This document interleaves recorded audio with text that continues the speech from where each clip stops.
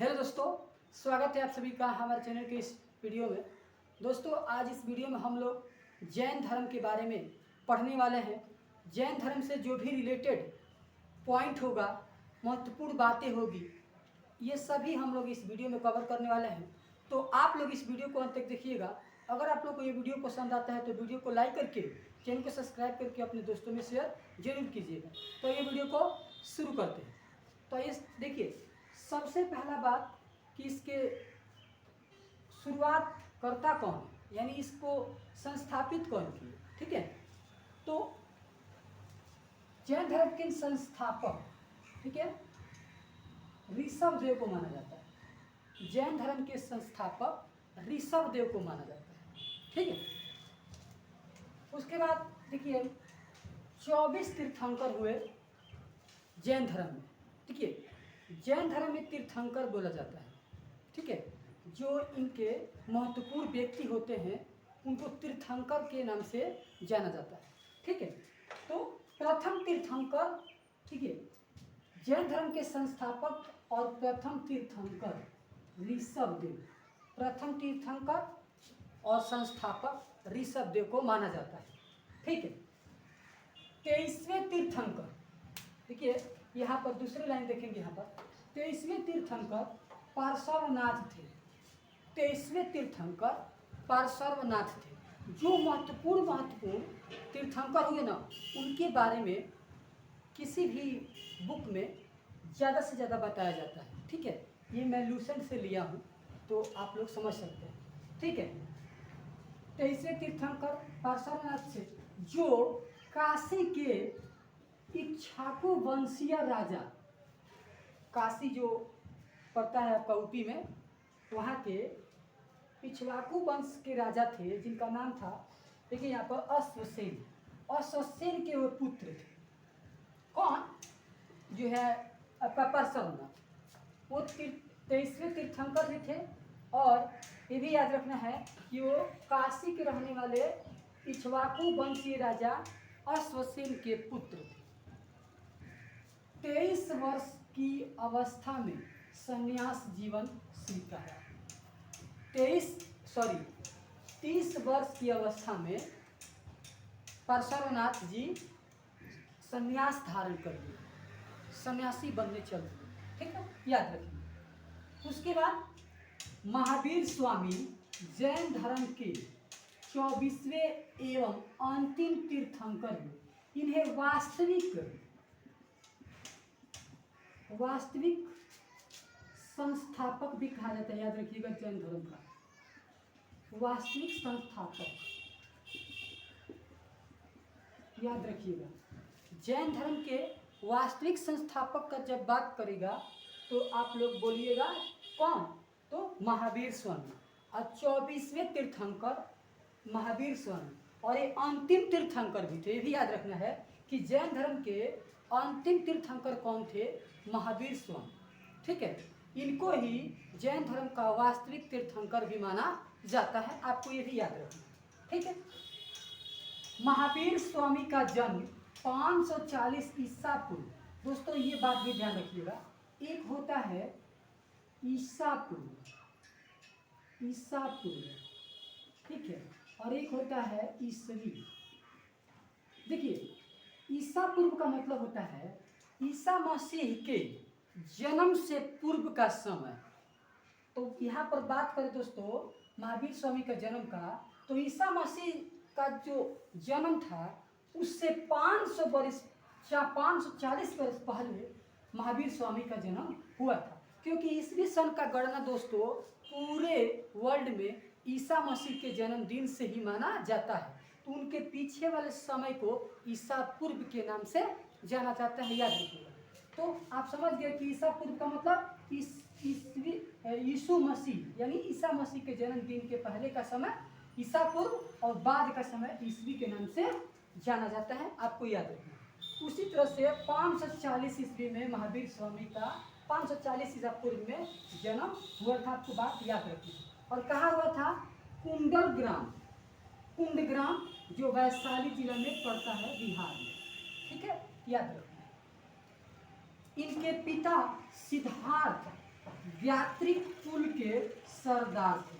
देखिए उसमें कुल खानदान बटा हुआ था, उसी तरह से ज्ञात्रिक कुल था, वहीं के वो क्या थे, सरदार थे। सरदार का मतलब समझ रहे हैं ना, राजा, राजा हम कह सकते हैं, ठीक है। और माता त्रिशला लिच्छवी राजा चेटक की बहन थी। माता का नाम उनके का था महावीर स्वामी के त्रिशला, जो लिच्छवी के राजा चेटक उनकी बहन थी। आपको याद रखना, ठीक है। महावीर स्वामी का जन्म 540 ईसा पूर्व कुंडल ग्राम वैशाली में हुआ था, जो कि बिहार में पड़ता है। इनके पिता ज्ञात्रिक कुल के सरदार थे और माता जी का नाम त्रिशला था, जो लिच्छवी के राजा चेटक की बहन थी। आपको अच्छे से याद हो गया। चलिए आगे देखिए। पत्नी का नाम यशोदा और पुत्री अनुजा प्रियदर्शनी थी। इनके पत्नी का नाम जो है यशोदा था और इनकी पुत्री थी जिनका नाम था अनुजा प्रियदर्शनी। याद रखिएगा, ये बहुत बार पूछा गया है कि महावीर स्वामी के पुत्री का नाम क्या था, अनुजा प्रियदर्शनी। आपको याद रखना है। अगला पॉइंट है, भाई का नाम नंदीवर्धन। देखिए 30 वर्ष की अवस्था में ये माता पिता का जब इनकी मृत्यु हो गया तो 30 वर्ष की अवस्था में ये अपने बड़े भाई जिनका नाम नंदीवर्धन था, 30 वर्ष की अवस्था में उनसे आज्ञा लेकर, हे बड़े भैया मुझे आज्ञा दीजिए, मैं जो है संन्यास जीवन धारण करना चाहता हूँ। तो अपने बड़े भैया के आज्ञा अनुसार, यानी आज्ञा लेकर अपने बड़े भैया से उन्होंने 30 वर्ष की उम्र में संन्यास जीवन को धारण किया था। आपको याद रखना, ठीक है। 12 वर्ष की तपस्या के बाद जिरिम्भिक के समीप, जिरिम्भिक एक जगह है, ठीक है, जिरिम्भिक के समीप रिजुपालिका नदी के किनारे, यहाँ पर छूट गया है दोस्तों, नदी के किनारे साल वृक्ष के नीचे संपूर्ण ज्ञान का बोध हुआ था। याद रखिएगा, 12 वर्ष के घोर तपस्या के बाद इनको जिरिम्भिक जगह पे रिजुपालिका नदी के किनारे साल वृक्ष, एक प्रकार का वृक्ष होता है साल वृक्ष, उसी के नीचे इनको संपूर्ण ज्ञान का बोध हुआ था। आपको याद रखना है। आशा करते हैं कि आपको ये सारी बातें जो हम आपको बता रहे हैं समझ में आ रहा होगा, ठीक है।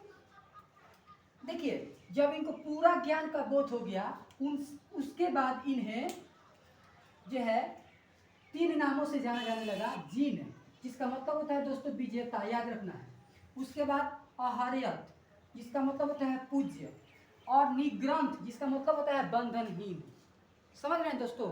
अब ये जब इनको ज्ञान का प्राप्ति हो गया तो ये 3 नामों से जाने लगे, जीन, आहार्यत और बंधनहीन, ठीक है, यानी निग्रंथ। ये 3 नामों से जाने लगे कब, जब इनको ज्ञान की पूर्ण तरह से आभास हो गया, प्राप्ति हो गई, तब से ये जाने लगे 3 बातों से। आगे देखिए, महावीर स्वामी ने अपना उपदेश, खास बात, सबसे मेन बात यही है, किसी का पूछा जाता है कि उन्होंने किस भाषा में अपना ज्ञान दिया, ज्ञान को बताया, तो महावीर स्वामी ने अपना प्रथम उपदेश जो है प्राकृत, जिसको अर्धमागधी कहा जाता है, उसमें अपना प्रथम उपदेश दिया था।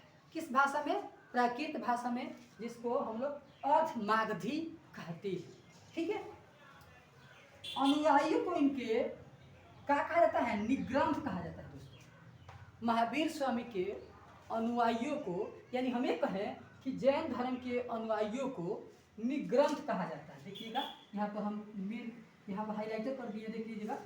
उसके बाद प्रथम अनुयायी, माने महावीर स्वामी के प्रथम अनुयायी कौन है, ठीक है।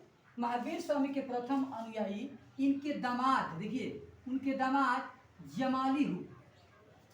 महावीर स्वामी के प्रथम अनुयायी, अनुयायी का मतलब दोस्तों क्या होता है, बातों को मानना, उनके बातों को आगे बढ़ाना, ठीक है, यही अनुयायी कहलाता है। तो महात्मा बुद्ध के अनुयायी को निग्रंथ कहा जाता है। और इनके प्रथम जो अनुयायी थे उनका नाम था जमानी, जो इनके क्या थे, दमाद।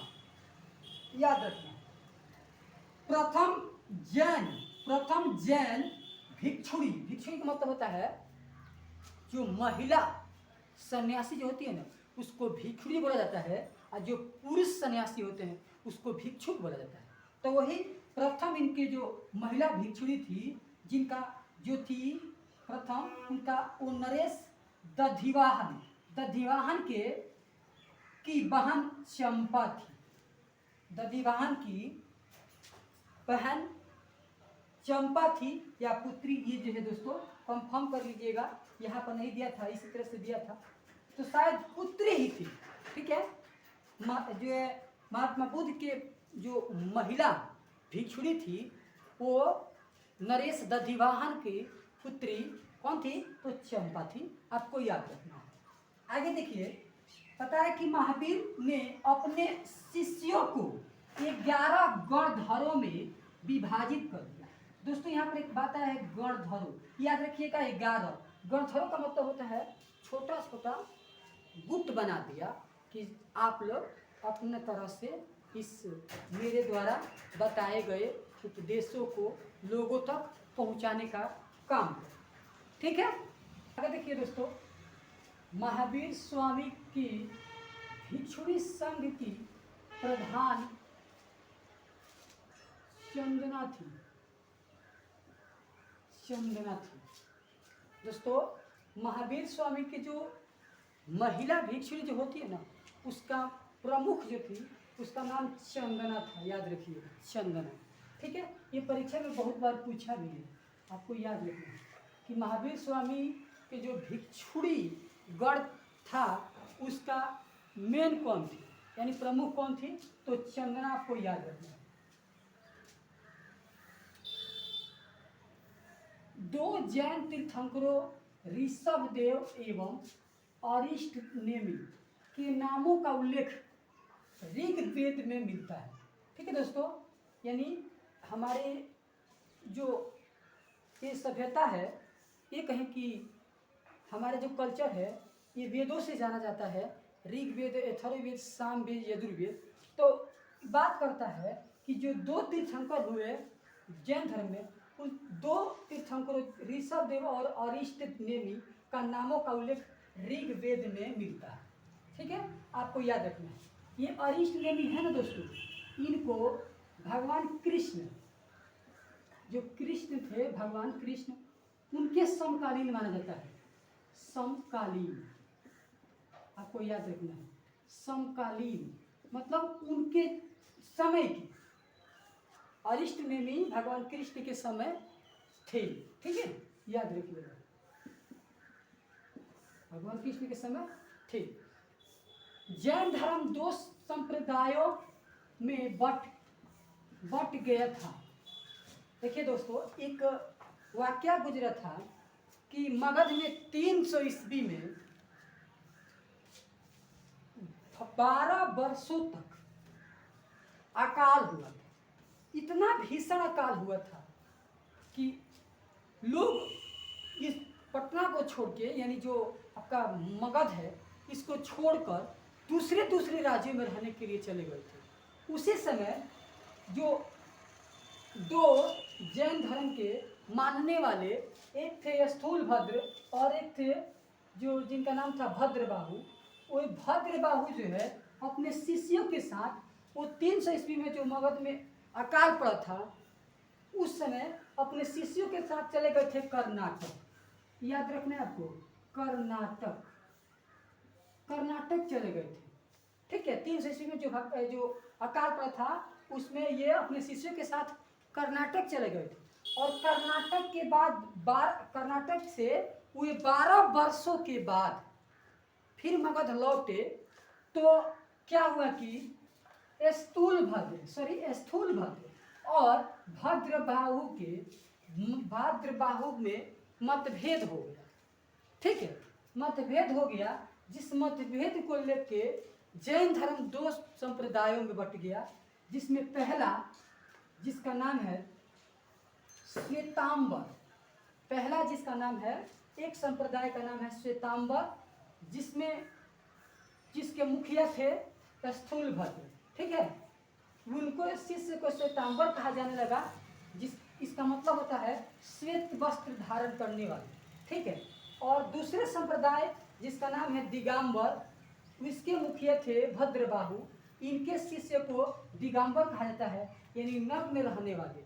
ये दो संप्रदायों में जैन धर्म बट गया कब? 300 ईस्वी में, जो मगध में जो अकाल पड़ा था, उस अकाल में जो भद्रबाहु थे वे अपने शिष्यों के साथ कर्नाटक में चले गए थे, और कर्नाटक से वे 12 वर्षों के बाद जब फिर मगध लौटे तो उनके बातों में और स्थूलभद्र के बातों में मतभेद हो गया, जिसको लेकर जैन धर्म 2 गुटों में बट गया। एक श्वेतांबर के मुखिया थे स्थूलभद्र, और दूसरा था जिसका नाम है दिगंबर, जिसके मुखिया थे भद्रबाहु। श्वेतांबर का मतलब होता है श्वेत वस्त्र धारण करने वाले, और दिगंबर का मतलब होता है नग्न रहने वाले। ठीक है दोस्तों, ये बात जैन धर्म के 3 रत्न है। रत्न मतलब दोस्तों मतलब होता है महत्वपूर्ण बात। जैन धर्म की 3 महत्वपूर्ण बातें कौन कौन है? सम्यक दर्शन, इसका मतलब होता है दोस्तों सही ज्ञान, सही सम्यक दर्शन मतलब सही, हमें कह सकते हैं कि सही अपना सोच विचार रखना। ठीक है ना, दृष्टि, दर्शन मतलब दृष्टि हो सकता है ना, सम्यक मतलब सही होता है। ठीक है, और दर्शन मतलब समझ सकते हैं, और सम्यक ज्ञान यानी सही ज्ञान। यहाँ पर भी दर्शन का मतलब हम दर्शने भी डाल सकते हैं ना उसको, जो यहाँ पर दिया है। सम्यक आचरण यानी सही आचरण। ठीक है, ये जैन धर्म के 3 रत्न हैं: सही दर्शन, सही ज्ञान, सही आचरण। ठीक है, 3 रत्न कौन कौन से आप लोग जान गए? सम्यक दर्शन, सम्यक ज्ञान, सम्यक आचरण। ठीक है, आई होप आप लोग को ये मेरे द्वारा समझाया गया सभी टॉपिक समझ में आ रहा होगा। चलिए आगे देखिए, जैन धर्म में ईश्वर की मान्यता नहीं है। ईश्वर को नहीं माना जाता है कि है कृष्ण है, है ये है वो है, जैन धर्म नहीं मानता। ठीक है, जैन धर्म में ईश्वर नहीं होते। ठीक है, याद रखिएगा। जैन धर्म में आत्मा की मान्यता है, आत्मा को माना जाता है, लेकिन जो है ईश्वर को नहीं माना जाता है। आपको याद रखना है कि किस धर्म में ईश्वर की मान्यता नहीं है। जैन धर्म में, याद रखिएगा। अभी बात तो हम लोग शुरुआत किए हैं जैन धर्म से, आगे बातें बहुत सीखेंगे। अभी बौद्ध धर्म है, सिख धर्म है, इस सब बातें सीखेंगे, लेकिन जो हम लोग पढ़ रहे हैं उस पर ध्यान है कि जैन धर्म में ईश्वर की मान्यता नहीं है। आपको याद रखना है। मौर्योत्तर युग में, यानी जब मौर्य युग चल रहा था, उस समय मथुरा जैन धर्म का प्रसिद्ध केंद्र था। यानी सबसे ज़्यादा जैनी लोग, यानी जैन धर्म को मानने वाले लोग मथुरा में रहा करते थे। याद रखिएगा, जैन तीर्थंकरों की जीवनी, यानी सभी जैन धर्म के बनाने वाले जो मुख्य तीर्थंकर हुए, 1 से लेकर 24 तक, 24 तीर्थंकर। तो जैन तीर्थंकरों की जीवनी भद्रबाहु जो थे, वे कौन थे? देखिएगा यहाँ पर भद्रबाहु जो दिगंबर को फॉलो करते थे, उनके द्वारा लिखा गया एक, हम ये कह सकते हैं, पुस्तक है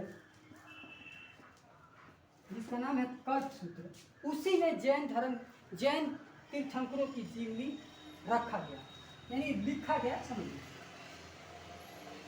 72 वर्ष की आयु में महावीर स्वामी का 468 ईस्वी में, ठीक है ना, 468 ईसा पूर्व में बिहार राज्य के पावापुरी, यानी पावापुरी कहाँ पड़ता है? तो राजगीर में मृत्यु हो गया था।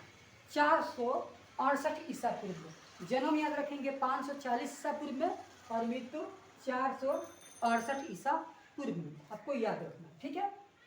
मल्ल राजा, देखिए जिस प्रकार से मौर्य हुए, आपके शुंग हुए, उसी तरह से जो राज था मल्ल राजा। मल्ल राजा शिष्टिपाल के राज प्रसाद में महावीर स्वामी का निर्वाण वही दोस्तों, जब अच्छे व्यक्ति का मृत्यु होता है ना दोस्तों, उसको हम लोग निर्वाण के नाम से जानते हैं। जैसे महात्मा बुद्ध का मृत्यु महापरिनिर्वाण, समझ रहे हैं दोस्तों। तो उसी तरह से जैन धर्म के 24वें तीर्थंकर महावीर स्वामी का मृत्यु भी निर्वाण के नाम से ही जाना जाता है। कहाँ पर प्राप्त हुआ था, तो याद रखेंगे ये मल्ल राजा शिष्टिपाल के राजप्रसाद में महावीर स्वामी का निर्माण प्राप्त हुआ था, ये बात याद रखेंगे। जैन धर्म मानने वाले कुछ राजा थे, जैसे अशोक, बिम्बिसार, ठीक है, ऐसे जो राजा हुए ना, उसी तरह से राजा हुआ करते थे जो जैन धर्म को फॉलो किए, जिसका नाम था उदयन। यही उदयन है जो पाटलिपुत्र की नींव रखी थी, स्थापना किया था, समझ लीजिए। बंद राजा चंद्रगुप्त मौर्य, कलिंग के राजा खारवेल, ठीक है, राष्ट्रकूट राजा, अमोघवर्ष, चंदेल शासक, ये सभी राजा जो है जैन धर्म फॉलो किया करते थे और जैन धर्म को मानते थे। ये आपको बातें याद रखना, ठीक है दोस्तों।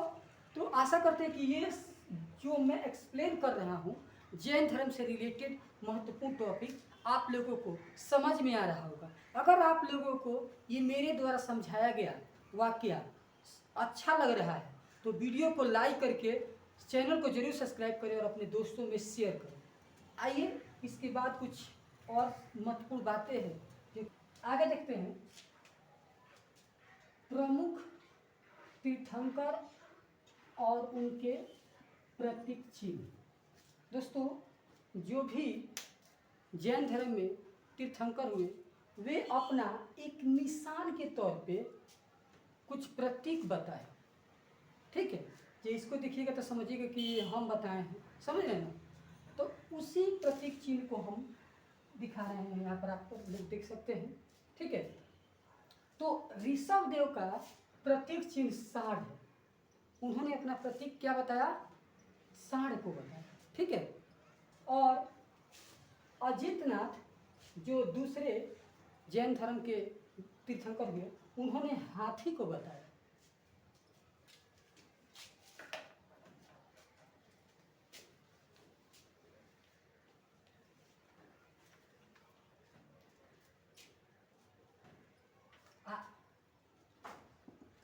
आगे देखते हैं प्रमुख तीर्थंकर और उनके प्रतीक चिन्ह, यानी जितने भी जैन धर्म में तीर्थंकर हुए उन्होंने एक अपना प्रतीक चिन्ह बताया, ताकि इसको आप देखकर समझ सकते हैं कि ये कौन से तीर्थंकर हैं, समझ रहे ना।